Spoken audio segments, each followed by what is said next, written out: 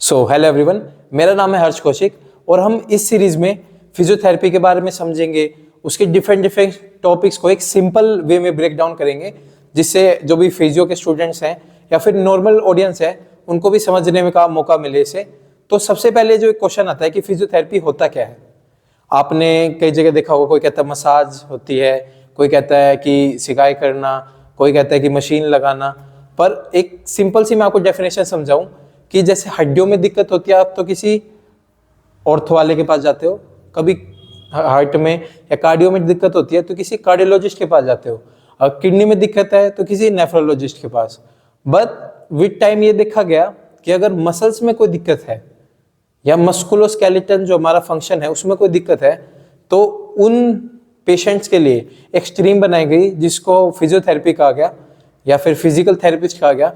As की इसके नाम में ही लिखा हुआ है फिजियोथेरेपी या फिर फिजिकल थेरेपी, कि जिसके अंदर आपको फिजिकली फिट करें बाय डूइंग एक्सरसाइज और प्रॉपर आपको गाइडेंस करें कि इस तरह आपको रिहैब कराएं कि आप उल्टा अपनी जो डे टू डे लाइफ है उसमें उल्टे जा सकें।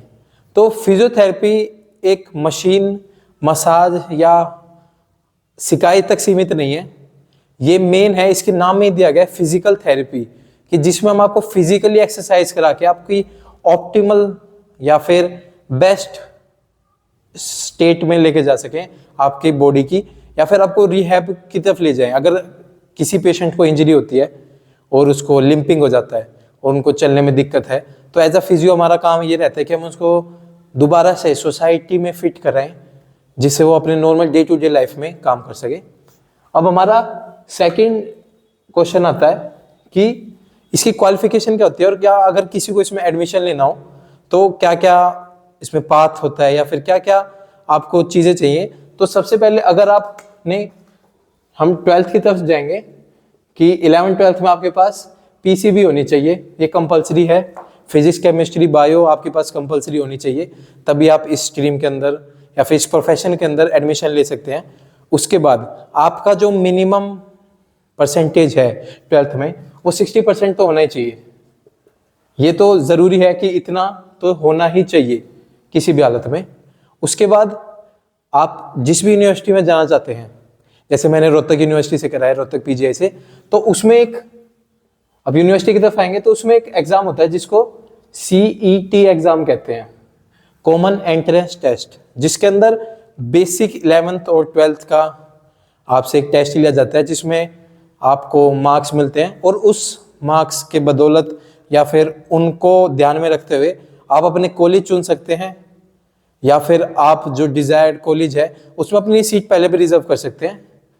तो इसके होने के बाद अभी जो न्यूज़ आ रही है कि इसको 5 साल करने का हो रहा है, कि आप इसको 5 साल का बनाएंगे और नीट के अंदर फिजियोथेरेपी को लेके आएंगे, पर अभी तक ये इम्प्लीमेंट नहीं हुआ है।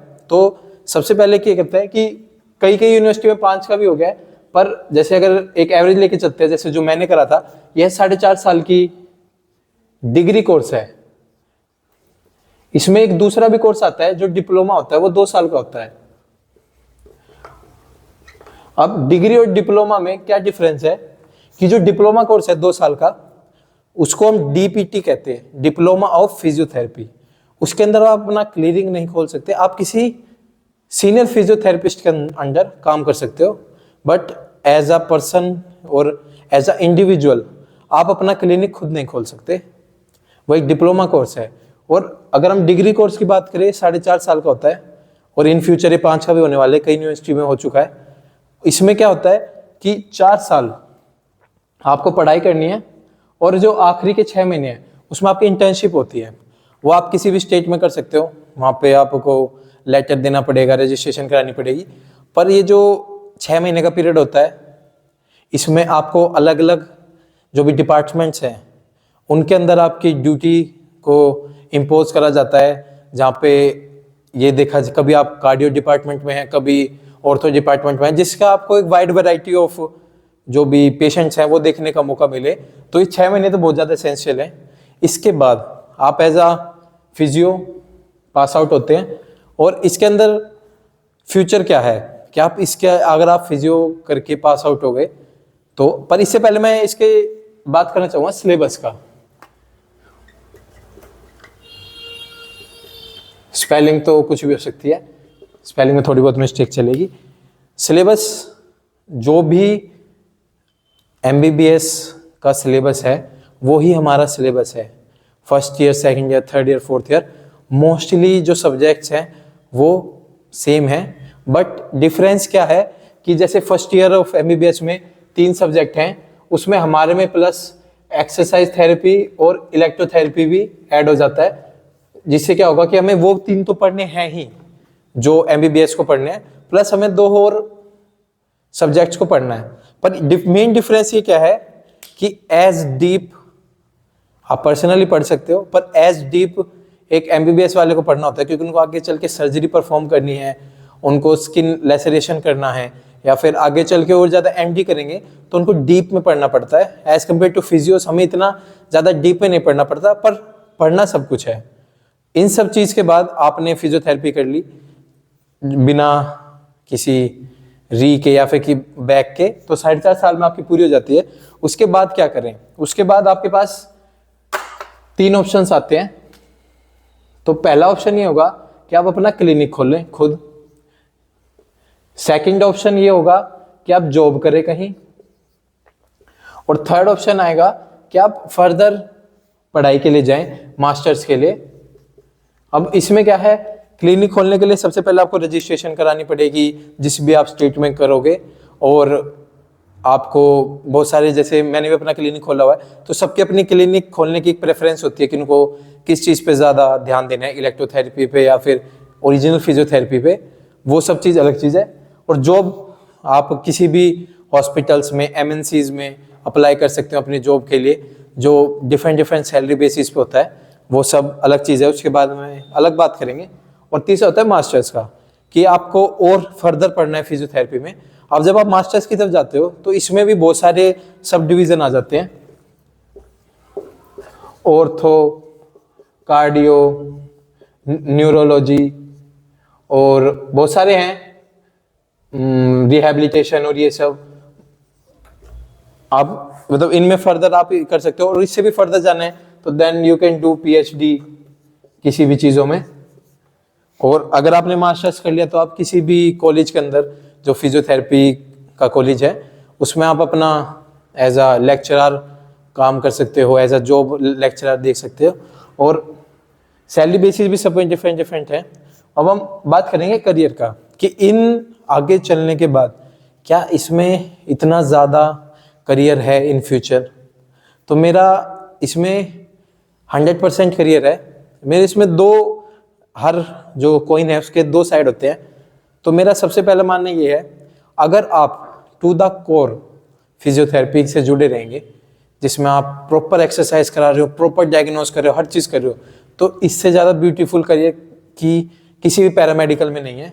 क्योंकि जैसे मैंने क्लिनिक खोला हुआ है तो मैं किसी चीज़ पे इम्पोज नहीं हूँ, मेरे ऊपर कोई बॉस नहीं है कि मुझे ये चीज़ करनी है और मुझे इतनी ही अपनी मंथली सैलरी मिलेगी या फिर मंथली इनकम मिलेगी। जितना मैं अच्छा पेशेंट को ट्रीट करूँगा उतना अच्छा मेरे पास आउटपुट आएगा। I can make 50,000 to 1 lakh a month depending on how I am treating a patient, और कितने ज़्यादा मेरा रिजल्ट आ रहा है। जॉब के अंदर भी ये है, पर उसमें रिजल्ट क्या है कि स्लो आता है। पर जॉब भी ज़रूरी है, किसी आप हॉस्पिटल्स में लग जाओ to get that much type of experience, कि पहले आपको एक्सपीरियंस आ जाए क्लिनिक खोलने से पहले कि मेरे को कैसे डायग्नोस करना है, किस पेशेंट को कैसे ट्रीट करना है। और इसमें सबसे मेन चीज़ जो मैंने ऑब्जर्व करी है, ये मेरा पर्सनल वो है, मैं किसी को नहीं कह रहा हूँ कि तू ये है वो है, ये मेरा पर्सनल ये है कि अगर आप फिजियोथेरेपी में आ रहे हो तो आपको फिजिकली फिट होना ही पड़ेगा। ये जो चीज़ है ना बहुत ज़्यादा इंपॉर्टेंट है, नहीं तो आप एक अपने बॉक्स में ना लिमिटेड रह जाओगे। कैसे? आपके पास एक पेशेंट आता है हेमीप्लीजिया का, जिसका हाफ बॉडी पैरालाइज है, तो ओरा आप एक सिंगल फिजियोथेरेपिस्ट हो, आपको उनको एक्सरसाइज करानी है, बेड से उठाना है या फिर उनको एम्बुलेशन कराना है, चलवाना है, तो आप ये बड़ी कॉमन चीज़ देखोगे। अगर मैं फिजिकली खुद फिट नहीं हूँ, मेरे अंदर इतनी मसल स्ट्रेंथ नहीं है कि मैं उस 60-70 किलो के आदमी को उठा के उसको बिठा सकूं या फिर वेट बेरिंग कराऊं, तो फिर फायदा क्या है? फिर आप चीज लिमिटेड हो जाओगे कि भाई मैं हेमीप्लीजिया का पेशेंट नहीं देखूंगा या फिर आईसीयू का पेशेंट नहीं देखूंगा क्योंकि मेरे से नहीं उठता है या फिर मेरे से उसका वेट बेरिंग नहीं हो पा रही है। जब आप ही वेट बेरिंग नहीं करा पाओगे तो सामने वाले का तो क्या ही होगा। और कभी कभार क्या होता है कि पेशेंट ऐसे आ जाते हैं, हैवी पेशेंट होते हैं 125-130 किलो के, उनको आपको एक्सरसाइज करानी है, स्ट्रेचिंग करानी है, प्रॉपर उनको समझाना है, तो आपको कभी कभार क्या होता है लिम्ब अपने आप, कभी कभार पेशेंट एक्टिवली मूव नहीं कर पा रहा है तो आपको पैसिवली मूव कराना पड़ता है। पेशेंट की हाथ पकड़ना है, कोई भी लिम्ब है, पैर पकड़ना है, उसको मूव कराना है। और अगर आपके अंदर खुद ही इतनी स्ट्रेंथ नहीं है कि आप उस लिम्ब को इजीली मूव करवा पाओ तो क्या क्या है फायदा फिर।